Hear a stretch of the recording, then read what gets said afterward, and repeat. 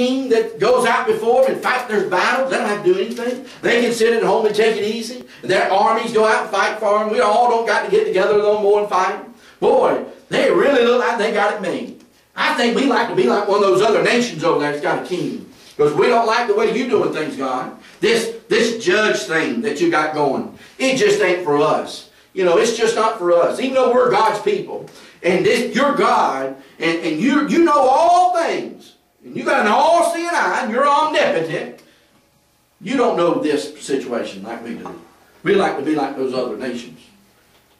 That's what they said. They said, we don't want to be like what we are.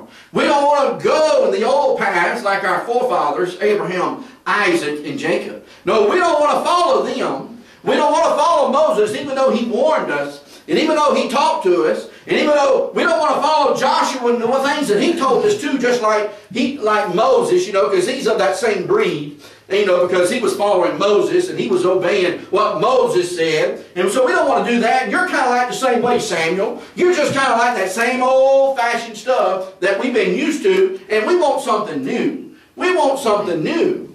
And that's what they said. We're tired of the old paths. We want something new in our lives. And what happens? Make us a king, in verse 5, to judge us like the nations.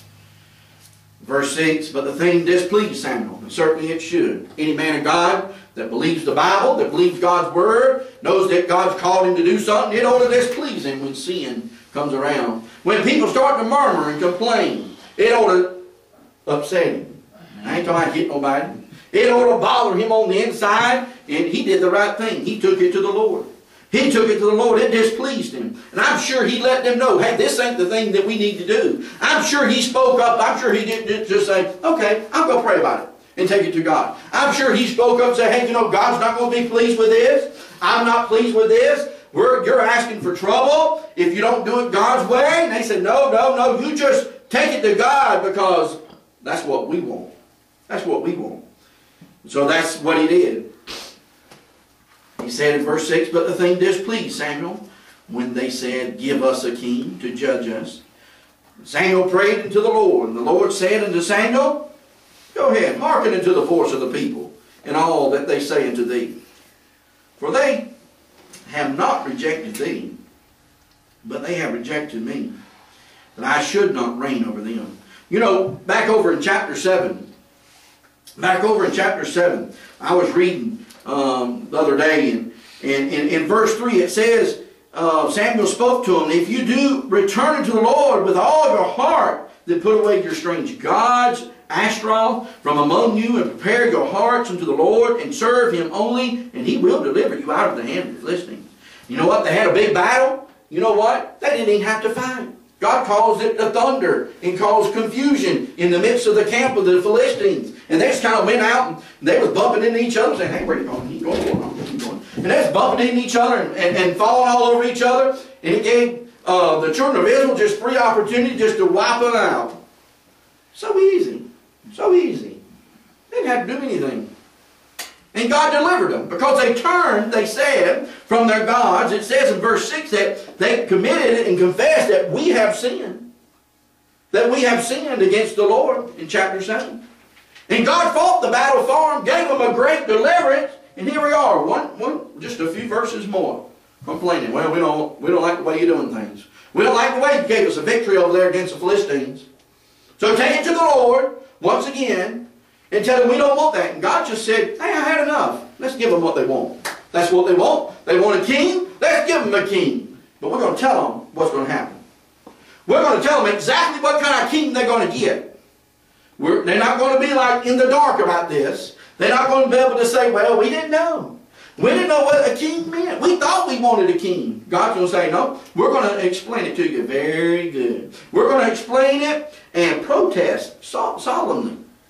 That's what it says in verse 9. When the Lord told him, he said, hearken in verse 7. Go on, hearken to them. Listen to the voice of the people and all that they say unto thee, Samuel. For they have not rejected thee, but they have rejected me, that I should not reign over them. And that was the real problem. They just didn't want God to reign over them. In fact, they don't want nobody over them. They don't want anybody over them that the truth is known. Because they didn't like Saul reigning over them either. He was the king. They didn't like that. They didn't like God reigning over them. They didn't like Samuel. Remember, if you think back, they didn't like Joshua. They didn't like Moses. They didn't like Abraham or Isaac or Jacob. They didn't like anybody. They just want to do their own thing, go in their own direction, and live it up. That's what they want to do. That's what they always want to do. They're always murmuring and complaining about what they had to do and where they had to go and their living situation. And they didn't have enough food and their clothes and no more water. And now we're out here to die again. And it's hot. And they're blah, blah, blah, blah. All the time. Complaining. God said, I've had enough. Let's give them what they want. Let's see. Let's just give it to them. Verse 8, according to all the works which they have done, since the day I brought them out of Egypt, even unto this day, wherewith they have forsaken me. See, God just said what I said. Ever since I brought them out of Egypt, they've been going astray. They've been wanting something that they don't need. They've been going the wrong direction, asking for something that they don't need, but yet they still keep going that way. They keep complaining, they keep murmuring, they keep rejecting me as their God.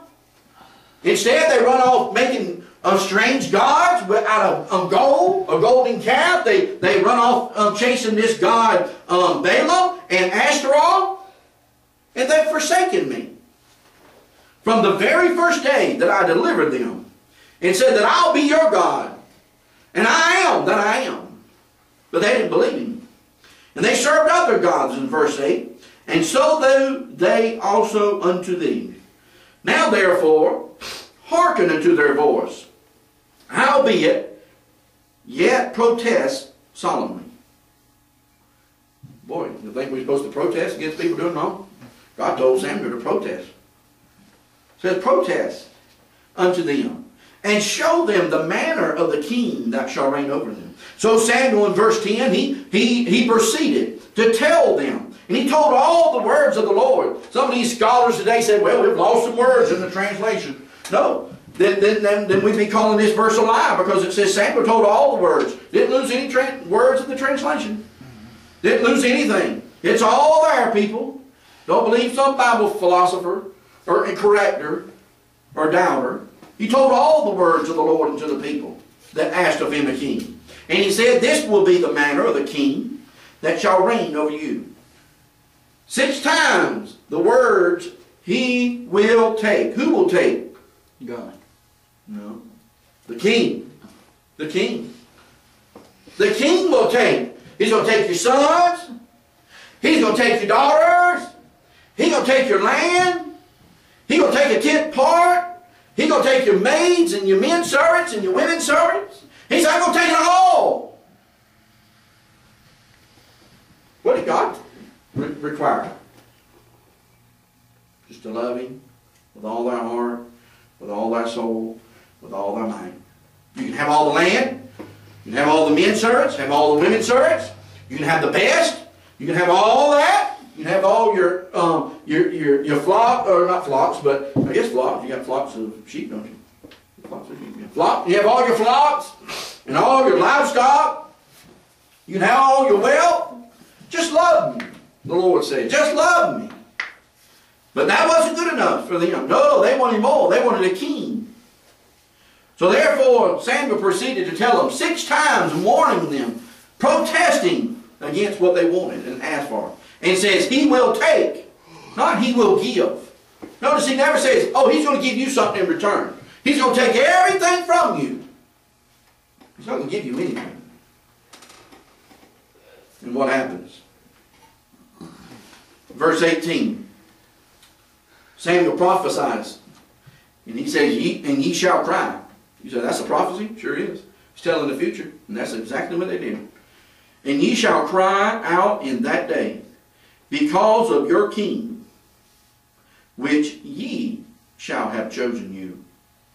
And the Lord will not hear you in that day. You know, he said, oh, God hears all prayers. Didn't hear this prayer. Didn't hear these prayers. Because one day, the children of Israel, they did cry out. You know what? God turned a deaf ear to them. God says, I'm telling you right now, I'm not going to listen to your prayers one day. When you cry out, and you say, oh, Lord, deliver us from this king. It's too late then. You turn from me. You rejected me. You have forsaken me. Now I'm going to forsake you in that day when you cry out and say, Lord, save us. Lord, help us. I'm going to turn a deaf ear to you. The Bible tells us in the New Testament, you know what separates us from God? Sin. God don't hear all prayers. Where you got that from? You know, it tells that a husband, if you're not right with your wife, God don't hear those prayers. Don't hear those prayers. I thought God was all hearing. Sin separates us from God. That sin in your heart, God don't hear those prayers. People say, go around all the time, they lost, well, I pray. Well, do what you want to do. God didn't hear it. God don't hear the prayers of a lost man, except, Lord, save me, I'm a sinner. That's the only prayer you hear of a lost man. Right. First go around, oh Lord, pray me. Pray that you'll bless us. He ain't going to bless you. Not because of your prayer. But in this prayer, God says, I will not hear you in that day. Nevertheless, in verse 19, the people refused, here's some rebellious people, refused to obey the voice of Samuel. And they said, nay, but we will have a king over us. You know what they tell Samuel? Out of everything he just told them, hey, they're going to take everything from you. You're going to cry, and you're going to call out on God and say, God, deliver us from this king. They said, no. They just called him a liar. That's what they did. They said, no, you don't know what you're talking about. Samuel said, hey, I got this from God. I delivered all the words of the Lord unto you. No, God don't know what he's talking about. And neither do you, Samuel. That's why they want a king. They don't want a judge. They don't want a God to reign over them. They rejected them. They said, no, but we will. Not that we won't. Notice, we will. Over in verse 5, it says, now make us a king. Make us a king. But over in verse 19, it says, nay, but we will have a king over us. You do what you want to, Samuel. You are either going to help us in this or you're not going to help us. God can be against us. It don't make no difference. We're going to set us up a king. We don't care what you think, Samuel. We don't care what God thinks. We're going to have us a king. I don't care what anybody says. That's what the children of Israel says. We will have a king over us. Verse 20. That we also may be like all the nations. That our king may judge us and go out before us and fight our battles. You know what? What they didn't recognize is they already had a king. They already had a king that took care of them. He took care of their clothing. He took care of their shoes. He took care of their provisions, their food. He was a cloud in the day and a fire by night. All through the children of Israel, through the wilderness, he took care of their shoes. Never wore a hole in them. Boy, it put Walmart out of business. These Payless shoe stores and all that. All their clothes didn't wear out. He gave them manna from heaven, water from a rock. Man, they had it all.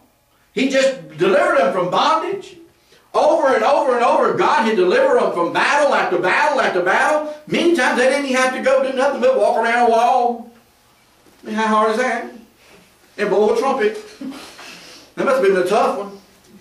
They must have been thinking about, oh man, think about how many times we had to walk around that wall? 7 times. Why did you walk around that 7 times? I don't know. We had a king. We had to walk around it. We could just, you know. What about the hornets that came? And what about in chapter 7, just a few verses before, God called thunder to come down from heaven and cause confusion. And then Philistines again were bumping into each other, looking at each other, and didn't know what to do. And they was all confused and confounded. And I'd just go over there and kind of like, yeah, I'll take him. I'll kill him. I guess I'll kill him. And you pick a couple you want. And they